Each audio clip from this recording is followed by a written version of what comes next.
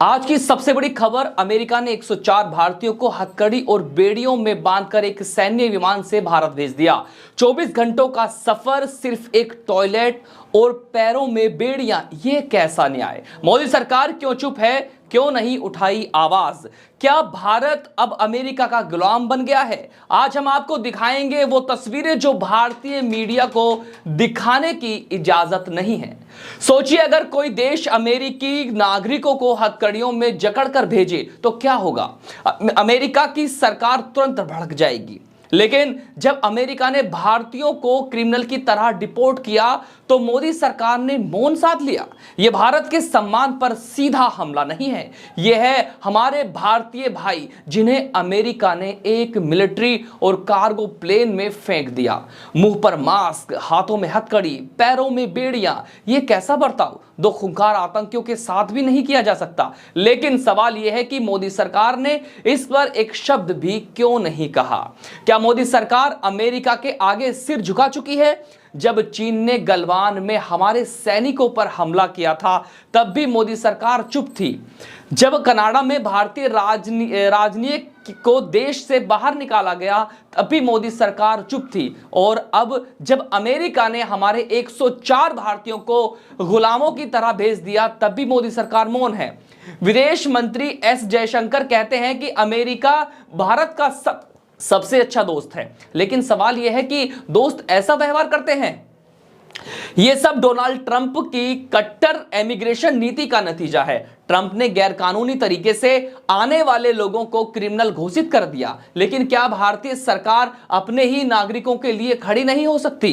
क्या यह हमारी बेरोजगारी और सरकारी नीतियों की नाकामी नहीं दिखाता कि भारतीय युवा अमेरिका भागने को मजबूर हैं? अमेरिका में हजारों भारतीय बिना दस्तावेजों के रह रहे हैं। क्या मोदी सरकार ने कभी इनकी सुरक्षा के बारे में नहीं सोचा? या सिर्फ बड़ी बड़ी बातें ही सरकार का असली एजेंडा है?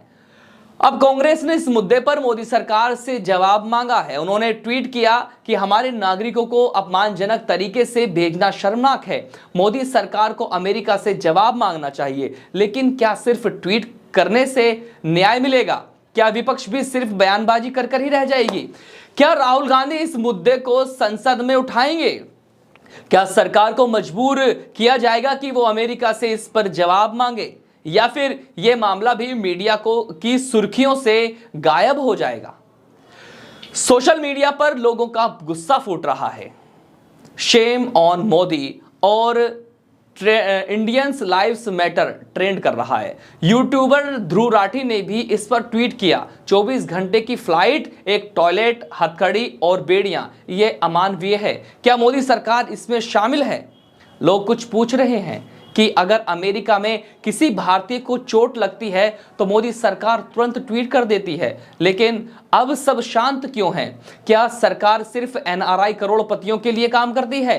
क्या गरीब भारतीयों की कोई कीमत नहीं? मोदी सरकार अक्सर अपनी विदेश नीति की तारीफ करती है, लेकिन क्या विदेश नीति अपने ही नागरिकों की सुरक्षा की गारंटी देती है?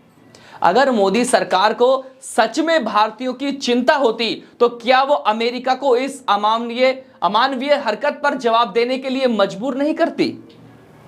या फिर बड़े बड़े डिफेंस और ट्रेंड डील्स के आगे भारतीय नागरिकों की इज्जत कोई मायने नहीं रखती?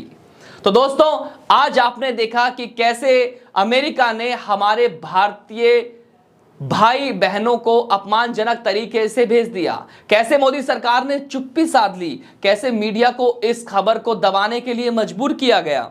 अब सवाल आपसे, क्या आपको लगता है कि भारत सरकार को अमेरिका से जवाब मांगना चाहिए? क्या भारतीय मीडिया को इस मुद्दे पर खुलकर बात करनी चाहिए? कमेंट करके हमें जरूर बताइए।